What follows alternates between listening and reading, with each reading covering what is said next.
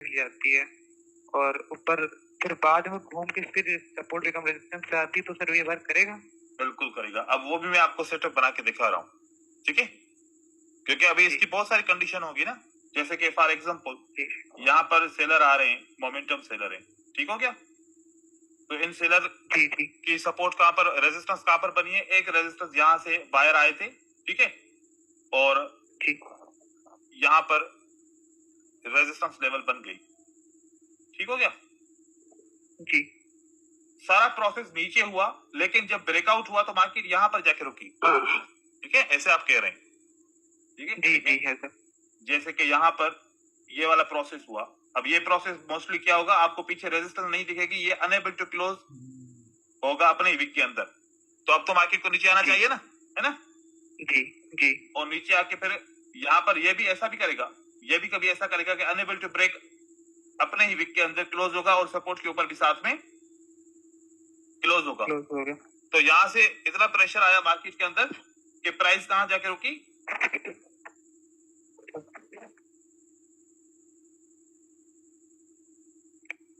इस रेजिस्टेंस के पास रुकी, ठीक है? जी। तो ये रेजिस्टेंस तो फेल नहीं मानेंगे ना इसको, इस रेजिस्टेंस को हम फेल नहीं मानेंगे। फेल हम तब मानते हैं जब इसके अंदर दूसरी लेवल बनती है और वो लेवल ब्रेकआउट नहीं कर पाती, जैसे कि ये वाली लेवल थी, और यहां से भी प्राइस ने ब्रेकआउट कर लिया। अब यहां पर प्राइस ने ब्रेकआउट किया तो रेजिस्टेंस बिकम क्या बना? सपोर्ट। तो मार्केट ने रिटेस्ट किया क्या? रेजिस्टेंस बिकम सपोर्ट को अभी तक रिटेस्ट नहीं किया। जब भी करेगी, चाहे 3 कैंडल के बाद आ जाए या 10 कैंडल के बाद आ जाए, इस लेवल को एक्टिव होना है अपनी जगह पे, इस लेवल को एक्टिव वर्क करेगा, वो वर्क करेगा। कुछ भी हो जाए, इस लेवल बस ब्रेकआउट नहीं हो, बाकी इसके लेवल के ऊपर क्लोज हो, चाहे 2 कैंडल के साथ क्लोज हो या चाहे 3 कैंडल के साथ क्लोज हो। अभी क्लोज हो गई इसके अपने लेवल के अंदर जी, तभी अभी आपकी कौन सी कैंडल आएगी? फिर यहाँ पर ग्रीन कैंडल आएगी। देखो, अगर ऐसे ये लेवल्स काम ना करें तो फिर तो एक साथ या तो ग्रीन कैंडल्स होंगी या तो फिर क्या होगा, रेड कैंडल। तो देखो कि कभी 4 ग्रीन है तो कभी 2 रेड है, कभी 1 ग्रीन है तो कभी 2 रेड है। तो ये फॉर्मेशन इसी वजह से तो बन रहा है। इसके पीछे किसका हाथ है? सपोर्ट एंड रेजिस्टेंस का हाथ है, ठीक है ना? तो ये कैंडलस्टिक के कलर जो चेंज हो रहे हैं, इसके पीछे किसका हाथ है? सपोर्ट एंड रेजिस्टेंस का हाथ है। बस हमने ये देखा कि अगर ये बात ट्रेडर को पता चल जाए कि support and resistance he price को रिवर्स करा रही है, तो वो फिर क्या करते हैं, उल्टा हर एक लेवल को ट्रेड करना शुरू कर देते। अगर हर एक लेवल को ट्रेड करेंगे तो फिर हर एक लेवल अगर काम करेगा, फिर प्राइस को तो मौका ही नहीं मिलेगा कहीं जाने के लिए, घूमती रहेगी एक ही जगह, तो एक ही जगह पे घूमती रहेगी। इस वजह से कुछ लेवल को फेल होना पड़ेगा, तभी तो मार्केट को एक रास्ता मिलेगा। तो हमें समझना असल में वो था कि हम हर बार ये समझें कि कौन फेल हो रहा है। जब भी कोई फेल होगा तो एक लेवल काम नहीं करेगी, जब भी कोई फेल होगा तो एक लेवल काम नहीं करेगा, वो वर्क करेगा। जी। अब देखें, जैसे कि इस लेवल के ऊपर ये बायर ने ट्राई किया, क्या ब्रेकआउट कर पाया? नहीं कर पाया। तो ये जो बायर है जो ब्रेकआउट नहीं कर पाया, इसकी पहली कैंडल कहां पर है?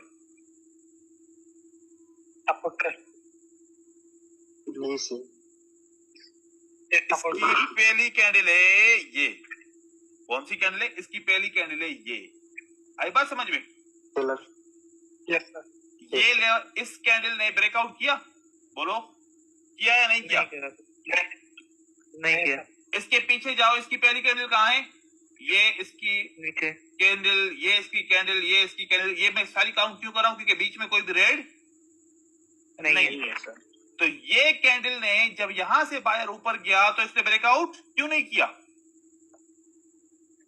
नहीं किया। Yes sir. इसका मतलब है कि अब ये सपोर्ट काम नहीं करेगी,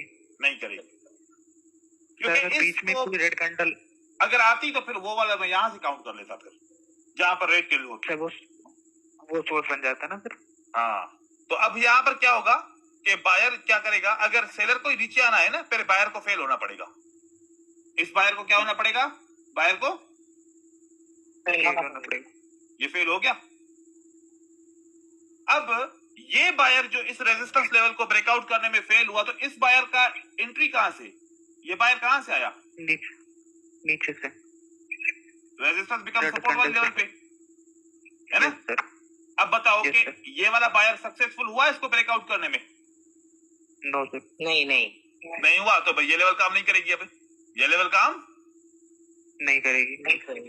सर इस बार क्या मार्केट ऊपर की तरह, यहाँ पर मार्केट क्लोज भी हो जाए, अब आपको क्या लगेगा कि आप बोलोगे किसी सपोर्ट पे काम करना चाहिए। भाई इस सपोर्ट से बायर ऊपर गया, कैसे काम किया, नहीं करा सर। ऊपर ब्रेकआउट नहीं किया, मतलब फेल। तो ये सपोर्ट काम नहीं करेगी, फिर यहाँ से प्राइस नीचे की तरफ आएगी। और ये लेवल ऊपर गई थी, इसने ब्रेकआउट किया नहीं किया, तो अब ये भी लेवल काम नहीं करेगी। Yes sir. तो लेवल क्यों काम नहीं बात करती? यही बात तो मैं कह रहा था। वहाँ पर एक कैंडल पे, यहाँ पर 2 कैंडल है सर। तो अभी वो सपोर्ट जो है वो भी रेजिस्टेंस बन जाएगा ना? बिल्कुल, फिर ये भी रेजिस्टेंस बन जाएगा, और यस सर, ये भी अब हमारे लिए क्या बन जाएगा, रेजिस्टेंस बन जाएगा। और ये भी हमारे लिए क्या बन जाएगा, रेजिस्टेंस। तो अब जो एक बेसिक चीज समझ में आई, सपोर्ट एंड रेजिस्टेंस काम ना करने की वजह क्या, ब्रेकआउट ना कर पाना, ब्रेकआउट न कर पाना। और हम देखेंगे कि वो बायर ने कहां से कोशिश की थी ब्रेकआउट करने की, एक कैंडल से नहीं, जहां से शुरुआत वाली कैंडल को ब्रेकआउट अगर नहीं कर पाई, तो ये वाली लेवल के ऊपर इफेक्ट आएगा। इस कैंडल से यहां से मार्केट ऊपर गई, इसने ब्रेकआउट नहीं किया, तो इफेक्ट कहां पर आएगा, इस कैंडल के ऊपर इफेक्ट आएगा। अब इस इफेक्ट को कोई भी यूज नहीं करता, इस इफेक्ट को कोई भी समझने की कोशिश नहीं करता। अब लोग क्या भागते हैं, क्या करते हैं, यार राउंड नंबर की एसएनआर स्ट्रांग है, इसको यूज करूं हर बार, एंगल्फिंग की एसएनआर को यूज करूं हर बार, आउटसाइड बार की एसएनआर को यूज करूं हर बार, ट्रेंड लाइन की एसएनआर को यूज करूं हर बार, अप ट्रेंड में सपोर्ट, अप डाउन ट्रेंड में